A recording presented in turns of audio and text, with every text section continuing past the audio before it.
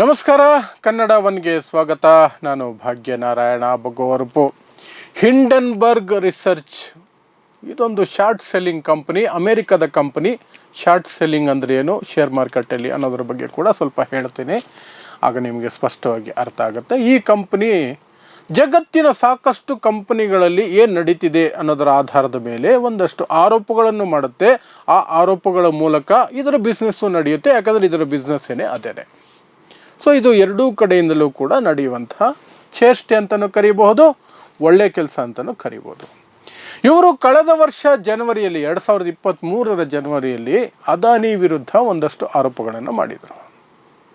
ಏನಂತ ಆರೋಪ ಮಾಡಿದ್ರು ಅಂದರೆ, ಅದಾನಿ ಮೋದಿಯವರ ನಂಟನ್ನು ಬಳಸಿಕೊಂಡು, ಈ ಸರ್ಕಾರ ಅವರ ಪರವಾಗಿದೆ ಅನ್ನೋದನ್ನು ಬಳಸಿಕೊಂಡು ಭಾರತೀಯ ಶೇರ್ ಮಾರ್ಕೆಟ್ನಲ್ಲಿ ಅಕ್ರಮವನ್ನು ಮಾಡಿದ್ದಾರೆ, ಅಕ್ರಮ ಮಾರ್ಗದಲ್ಲಿ ವಹಿವಾಟು ನಡೆಸಿ ಲಾಭ ಮಾಡಿಕೊಂಡಿದ್ದಾರೆ ಅನ್ನುವಂತಹ ಆರೋಪಗಳನ್ನು ಮಾಡಿದ್ರು.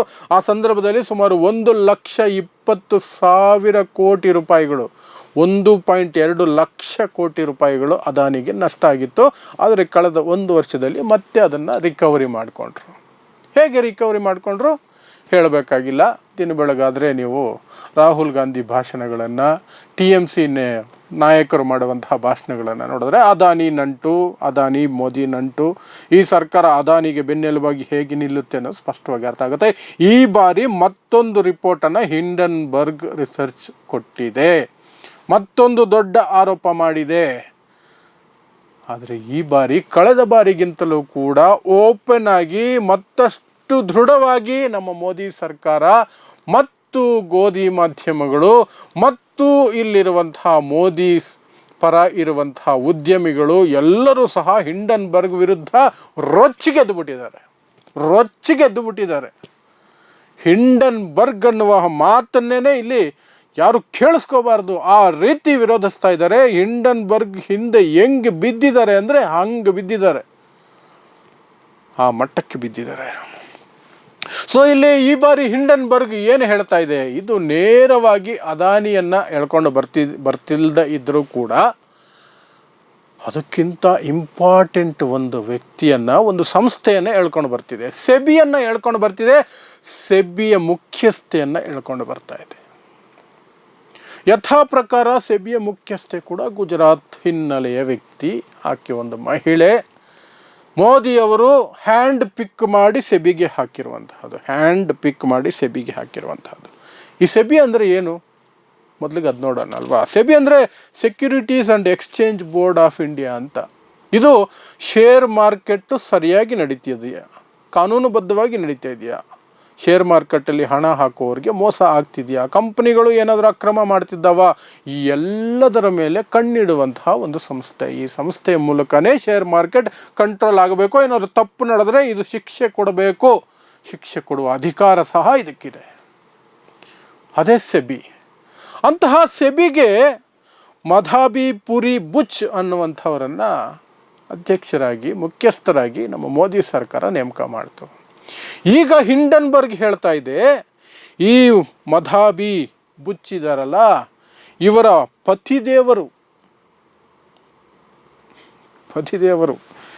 ಧವಲ್ ಬುಚ್ ಅನ್ನುವಂಥವರು ಒಂದು ಫಾರಿನ್ನಲ್ಲಿರುವಂತಹ ಬೇನಾಮಿ ಅಥವಾ ಶೆಲ್ ಕಂಪನಿಗಳು ಅಂತ ಕರೀತಾರೆ, ಅಥವಾ ಅಕ್ರಮವಾಗಿ ಅಥವಾ ಏನೇನೋ ಗೋಜಲು ಮಾಡುವಂತಹ, ಗೊಂದಲಗಳನ್ನು ಮಾಡುವಂತಹ, ಗಿಮಿಕ್ಗಳು ಮಾಡುವಂತಹ ಕಂಪನಿಗಳ ಮೂಲಕ ವ್ಯವಹಾರ ನಡೆಸಿ ಇಲ್ಲಿ ಲಾಭ ಮಾಡಿಕೊಂಡಿದ್ದಾರೆ. ಅದರಲ್ಲಿ ಒಂದು ಅದಾನಿಗೆ ಸಂಬಂಧಪಟ್ಟಂತಹ ಕಂಪನಿಯೇ ಇದೆ ಹೊರದೇಶದಲ್ಲಿ. ಆ ಮೂಲಕ ಇಲ್ಲಿ ಶೇರ್ ಮಾರ್ಕೆಟಲ್ಲಿ ಆಟ ಆಡಿದ್ದಾರೆ, ಫಂಡುಗಳನ್ನು ತಗೊಂಡಿದ್ದಾರೆ, ದುಡ್ಡು ಮಾಡಿಕೊಂಡಿದ್ದಾರೆ, ತನ್ನ ಹೆಂಡತಿಯ ಸ್ಥಾನವನ್ನು ಮಿಸ್ಯೂಸ್ ಮಾಡಿಕೊಂಡಿದ್ದಾರೆ.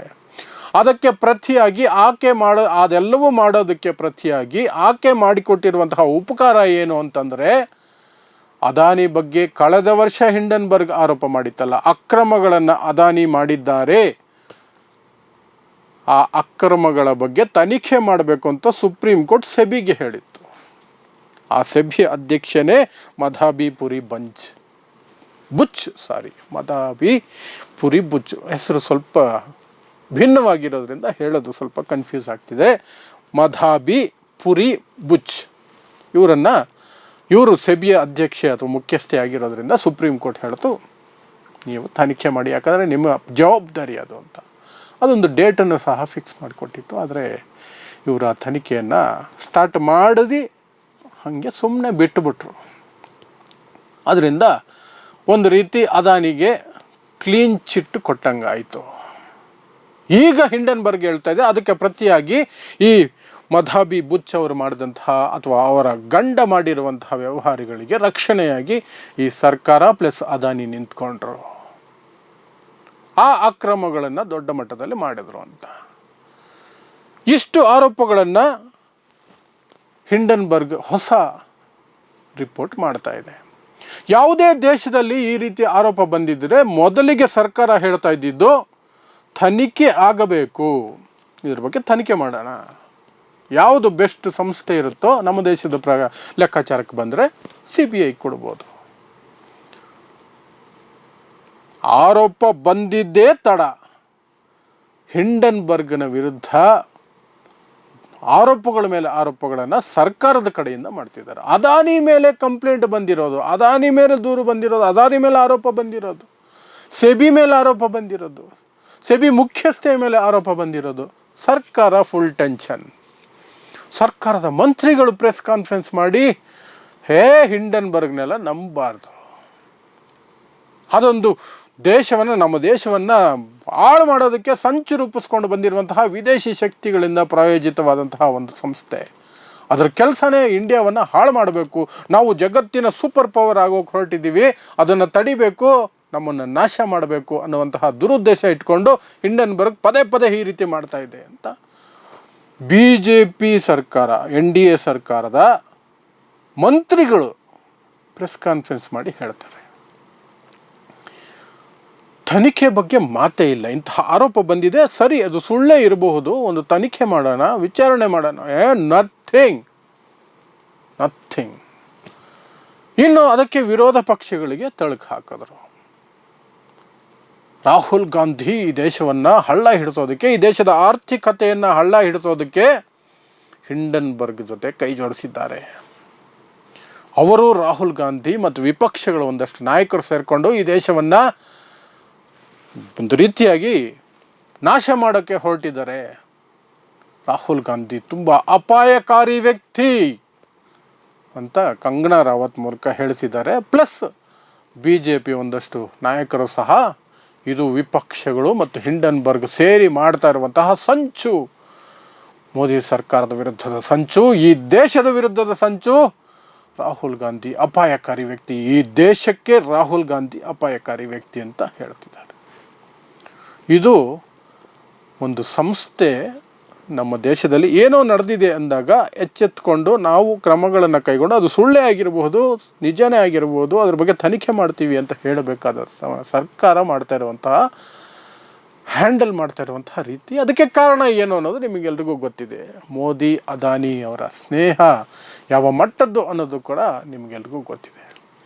ಇನ್ನು ಈ ಹಿಂಡನ್ಬರ್ಗ್ ಅನ್ನುವಂತಹ ಕಂಪನಿ ಬಗ್ಗೆ ಕೂಡ ನಾವು ಒಂದಷ್ಟು ಮಾತಾಡಬೇಕು. ಹಿಂಡನ್ಬರ್ಗ್ ಅನ್ನುವಂತಹ ಕಂಪನಿ, ನಾನು ಆರಂಭದಲ್ಲಿ ಹೇಳಿದಂತೆ ಶಾರ್ಟ್ ಸೆಲ್ಲಿಂಗ್ ಕಂಪನಿ. ಇದು ಶಾರ್ಟ್ ಸೆಲ್ಲಿಂಗ್ ಅಂದರೆ ಏನು? ಶೇರ್ ಮಾರ್ಕೆಟಲ್ಲಿ ನೀವು ಒಂದು ಶೇರನ್ನು ಖರೀದಿ ಮಾಡದೇ ಮಾರಬಹುದು, ಆ ಆಪ್ಷನ್ ಇದೆ. ಅಂದರೆ ಇವತ್ತು ಒಂದು ಶೇರು 100 ರೂಪಾಯಿ ಇದ್ದರೆ ನೀವು ಇವತ್ತೇ 100 ರೂಪಾಯಿಗೆ ಮಾರ್ಬೋದು ಅದನ್ನು. ನಾಳೆ ಅದು 90 ರೂಪಾಯಿ ಆದಾಗ ಕೊಂಡ್ಕೋಬೋದು. ಸೊ ಕೊಂಡ್ಕೊಂಡಿದ್ದರ ಬೆಲೆ, ಮಾರಿದ್ರ ಬೆಲೆಯ ನಡುವೆ ಇದೆಯಲ್ಲ ವ್ಯತ್ಯಾಸ, 10 ರೂಪಾಯಿ. ಆ 10 ರೂಪಾಯಿ ಯಾರು ಶಾರ್ಟ್ ಸೆಲ್ ಮಾಡಿರ್ತಾರೋ ಅವರಿಗೆ ಲಾಭ. ಇದು ಶೇರ್ ಮಾರ್ಕೆಟಲ್ಲಿ ಇದೆ, ಶಾರ್ಟ್ ಸೆಲ್ಲಿಂಗ್ ಅಂತ ಕರೀತಾರೆ ಇದನ್ನು. ಯಾವ ಆಧಾರದ ಮೇಲೆ ಅವರು ಮೊದಲೇ ಮಾರ್ಬಿಡ್ತಾರೆ ಅಂದರೆ, ಆ ಕಂಪನಿಯ ಶೇರ್ ವ್ಯಾಲ್ಯೂ ಬಿದ್ದೋಗುತ್ತೆ ಅಂತ ಮೊದಲೇ ಸೂಚನೆಗಳು ಸಿಕ್ಕಿದರೆ ನೀವು ಅದನ್ನು ಮೊದಲೇ ಮಾರಬಹುದು.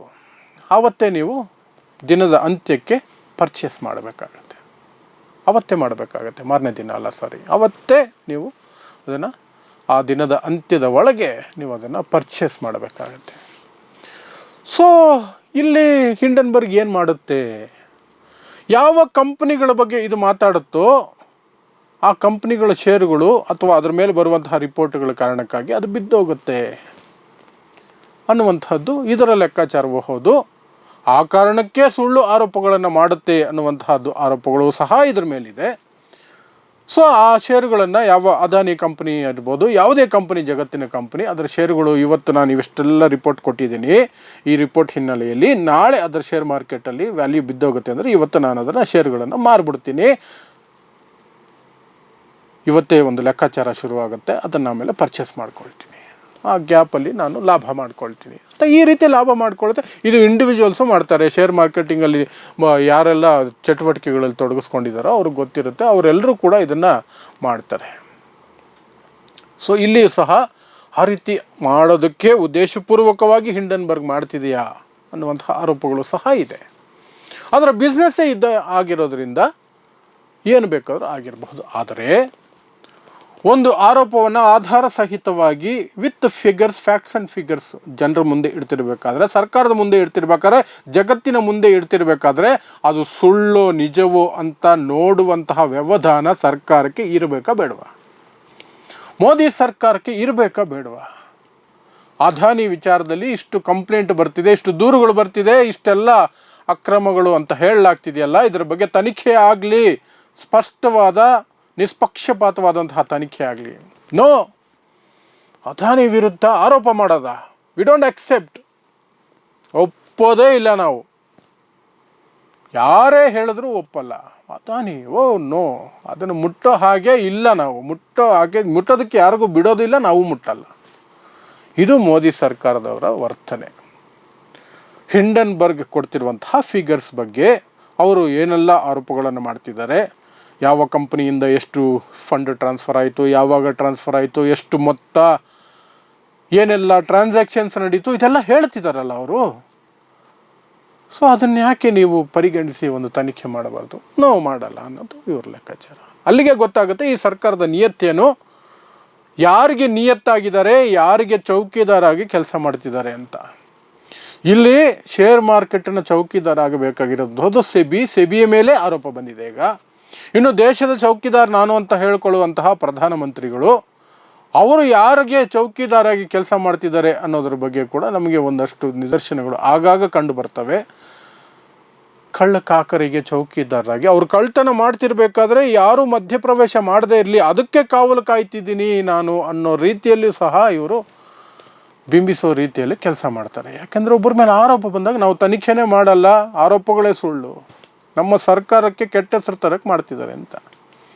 ಇಲ್ಲೊಂದು ಮಜಾ ಏನು ಅಂದರೆ, ಈ BJP BJP ಭಕ್ತರದು ಎಲ್ಲರದ್ದು ಒಂದು ಮಜಾ ಏನು ಅಂದರೆ, ಯಾವುದಾದ್ರೂ ಒಂದು ಫಾರಿನ್ ಕಂಪನಿ, ಅದರ ಹೆಸರು ದಿಕ್ಕು ದೆಸೆ ಏನೂ ಇಲ್ದಿರೋ ಕಂಪನಿ ಸಹ ಬಂದು, ಅಥವಾ ಸಂಸ್ಥೆ ಏನೇ ಆಗಿರಲಿ, ವ್ಯಕ್ತಿ, ಸಂಸ್ಥೆ, ಕಂಪನಿ ಏನೇ ಆಗಿರಲಿ, ಮೋದಿಯನ್ನು ಹೊಗಳಿದ್ರೆ, ಮೋದಿ ಆಡಳಿತವನ್ನು ಹೊಗಳಿದ್ರೆ, ಮೋದಿ ಮಾಡ್ತಿರುವಂತಹ ನೀತಿಗಳನ್ನು ಹೊಗಳಿದ್ರೆ, ಅದನ್ನು ಇವರೇ ದೊಡ್ಡ ದೊಡ್ಡ ಫಾಂಟಲ್ಲಿ ಅಡ್ವರ್ಟೈಸ್ಮೆಂಟ್ ಮಾಡಿ, ಸೋಷಿಯಲ್ ಮೀಡಿಯಾದಲ್ಲಿ ಪೋಸ್ಟ್ಗಳು ಮಾಡಿ ಇವರೇ ಹಂಚ್ಕೊಳ್ತಾರೆ. ನೋಡಿ, ಅಮೇರಿಕಾದವರೇ ಹೀಗೆ ಹೇಳಿದ್ದಾರೆ, ಜರ್ಮನಿಯವರು ಹೀಗೆ ಹೇಳಿದ್ದಾರೆ, ಅವರು ಹೀಗೆ ಹೇಳಿದ್ದಾರೆ, ಹೀಗೆ ಹೊಗಳಿದ್ದಾರೆ ಅಂತ.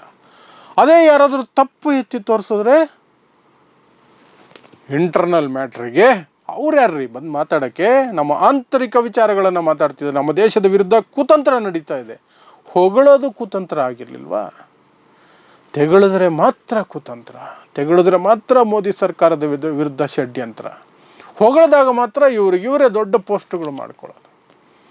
ಇಂಥ ಕುತ್ಸಿತ ಬುದ್ಧಿ ಅಂತ ಕರೀತಾರೆ ಇದನ್ನೆಲ್ಲ. ಇಂತಹ ಬುದ್ಧಿಯಿಂದಲೇ ಒಂದು ದೇಶ ಮುಂದಿನ ದಿನಗಳಲ್ಲಿ ದೊಡ್ಡ ಆತಂಕಕ್ಕೆ ಸಿಲುಕುವಂತಹ ಎಲ್ಲ ಅಪಾಯಗಳು ಇರುತ್ತವೆ. ಬಂಡವಾಳಶಾಹಿಗಳನ್ನು ಕಾಪಾಡಿಕೊಳ್ಳಬೇಕು ಅನ್ನೋದು ಸರ್ಕಾರದ ಉದ್ದೇಶ ಆದ ತಕ್ಷಣವೇ ಜನಸಾಮಾನ್ಯರ ಹಿತ ನಾಶ ಆಗೋಗುತ್ತೆ. ಅಂಥದ್ದೇ ಸನ್ನಿವೇಶದಲ್ಲಿ ನಾವಿದ್ದೀವ ಅನ್ನೋದು ಕೂಡ ಈಗ ನಮಗೆಲ್ರಿಗೂ ಕೂಡ ಆತಂಕದ ವಿಚಾರ. ಯಾಕೆಂದರೆ ಅದಾನಿ ವಿರುದ್ಧ ಯಾವ ದೂರು ಬಂದರೂ ನಾವು ಪರಿಗಣಿಸಲ್ಲ. ಅದಾನಿ ಹೆಸರು ಸಂಬಂಧಪಟ್ಟಂತೆ ಏನು ಬಂದರೂ ವಿ ಡೋಂಟ್ ಕೇರ್ ಅನ್ನುವಂಥದ್ದು ಇದೆಯಲ್ಲ, ಅದು ಬಂಡವಾಳಶಾಹಿಗಳಿಗೆ ಶರಣಾಗಿ ಈ ದೇಶದ ಜನರನ್ನು ಒತ್ತೆ ಇಡುವಂತಹ ಕೃತ್ಯ. ಈಗ ಹಿಂಡನ್ಬರ್ಗ್ನ 2ನೇ ರಿಪೋರ್ಟ್ ಬಂದಿದೆ. ಮತ್ತೆ ಅದಾನಿ ಕಂಪನಿಗೆ ಒಂದಷ್ಟು ಲಾಸ್ ಆಗ್ತಿದೆ. 53,000 ಕೋಟಿ ರೂಪಾಯಿಗಳನ್ನು 2 ದಿನಗಳಲ್ಲಿ ಅದಾನಿ ಕಂಪನಿ ಶೇರುಗಳು ಕಳ್ಕೊಂಡಿದ್ದಾವೆ. ಶೇರ್ ಮಾರ್ಕೆಟ್ ಆಗಿರೋದ್ರಿಂದ ಇವತ್ತು ಡೌನ್ ಆದರೆ ನಾಳೆ ಮತ್ತೆ ಅಪ್ ಆಗುತ್ತೆ, ಅದು ರಿಕವರಿ ಆದರೆ ದೇಶದ ಆರ್ಥಿಕತೆಯ ಮೇಲೆ ಈ ರೀತಿಯಾದಂತಹ ಘಟನೆಗಳು ಮುಂದಿನ ದಿನಗಳಲ್ಲಿ ಯಾವ ಪರಿಣಾಮಗಳನ್ನು ಬೀರ್ತವೆ, ಮತ್ತು ನಾವು ಎಷ್ಟೋ ದೇಶಗಳಲ್ಲಿ ನಡೀತಾ ಇರೋದನ್ನು ನೋಡ್ತಾನೆ ಇದ್ದೀವಿ. ಅವು ಮುಂದೆ ಎಲ್ಲಿಗೆ ಕರ್ಕೊಂಡೋಗುತ್ತೋ ಆರ್ಥಿಕತೆಯನ್ನು, ದೇಶದ ಪರಿಸ್ಥಿತಿ ಎಲ್ಲಿಗೆ ಹೋಗುತ್ತೋ ಗೊತ್ತಿಲ್ಲ. ನೋಡ್ತಾ ಇರಿ ಸಮಾಜಕ್ಕಾಗಿ ಕನ್ನಡ ಒನ್ ನ್ಯೂಸ್. ನಮಸ್ಕಾರ.